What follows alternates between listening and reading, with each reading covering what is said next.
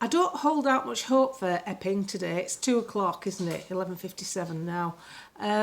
When the decision will come through.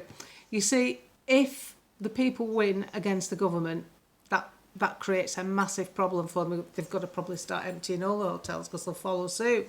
And, well, the ones in the reform councils will. And I'm not really too enamored with the judges. Here's why. Justice Cobb wanted to overturn Brexit. He's one of them. And the lovely Nicola Davis, well, she's a Labour Party supporter. And Justice Bean, he once edited a far-left manifesto for the Society of Labour Lawyers. No bias there then for a Labour government fighting the people. Tick-tock. Now, you've got to remember, we're living in a country here where a Guyanan drug smuggler who came back in the country after being deported 3 times. I'd only put 2 fingers up, I did mean 3.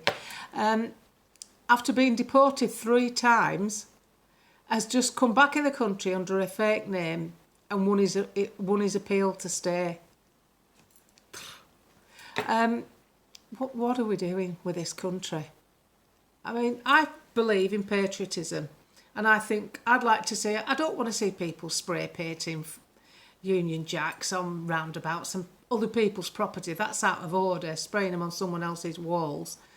I want to see them hung tastefully by your front door, or in your garden, or in your office building, definitely at schools and public buildings.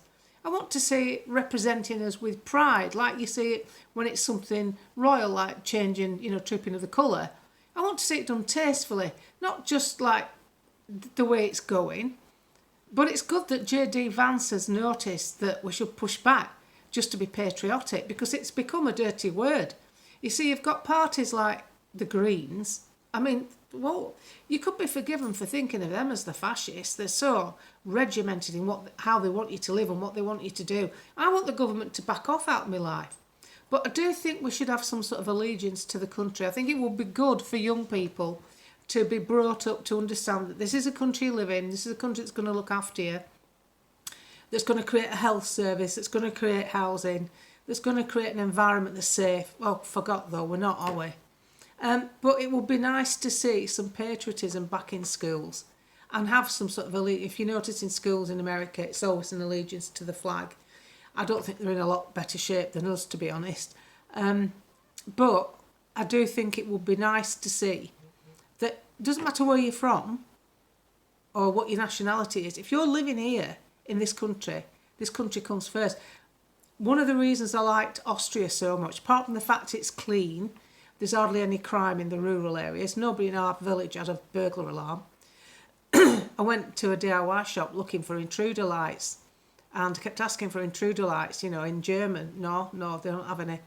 And then I saw them in one particular shop, a bit like B&Q, and they're called Lagerhaus.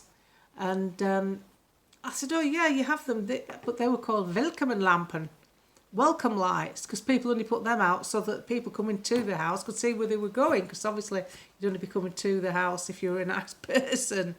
That's how far back they are. You can't build an onion dome mosque. The burqa, the face veil is banned. And in every single little village, as you drive in, they make sure you know it's a Catholic country. There's a little crucifix, usually with a roof on, a little apex, beautifully carved in wood. And in summer, the women put fresh flowers in there, and in the wintertime, candles. And there's always some little old lady looking after it.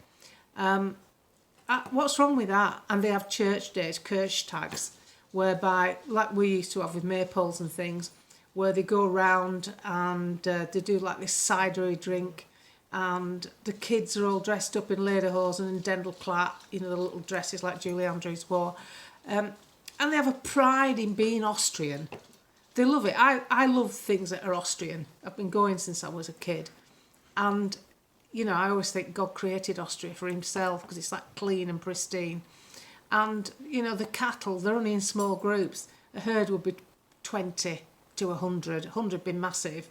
The milk tastes better because they're fed off the high alm in the summer, and in the winter they come down to pasture and then they're in barns.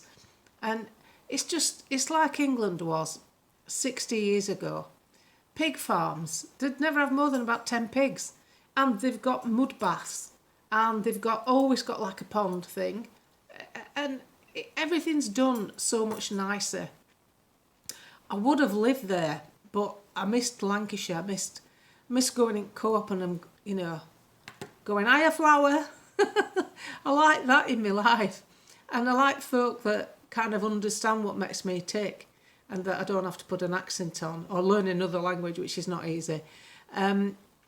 So I love my country as a country, but I'm worried about it.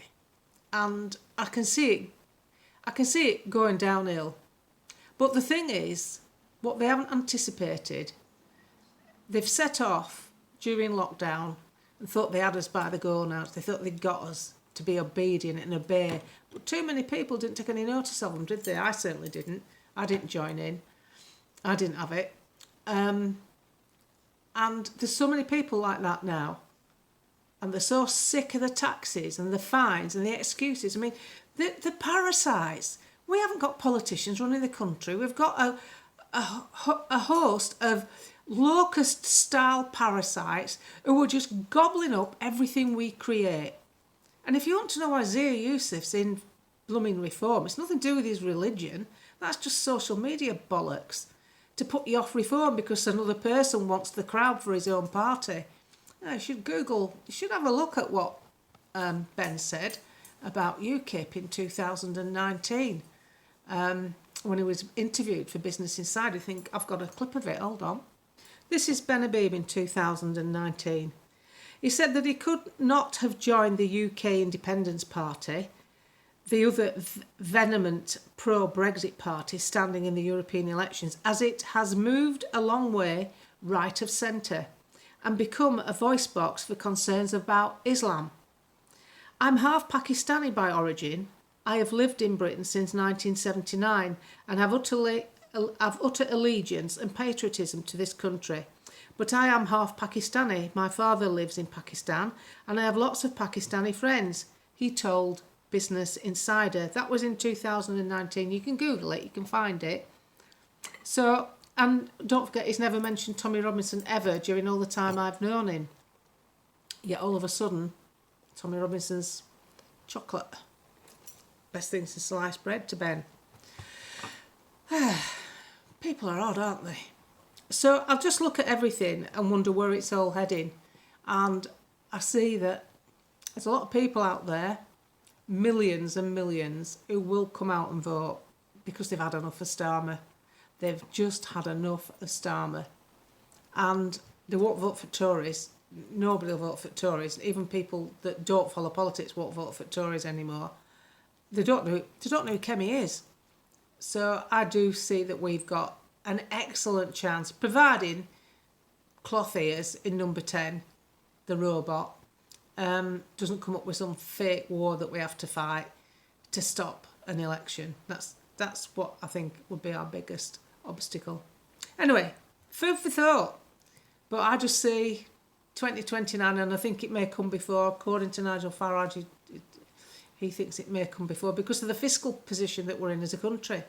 I don't think the IMF can bail us out. The debt's too big. And the person that's going to take over from, did I let that slip?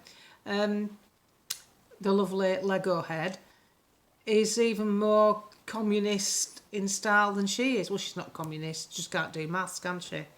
And every treacherous idea that comes to her from, I've told you that these hobby horse ideas that comes to her from the civil service, she picks up on. Lunatics. Anyway, have a think.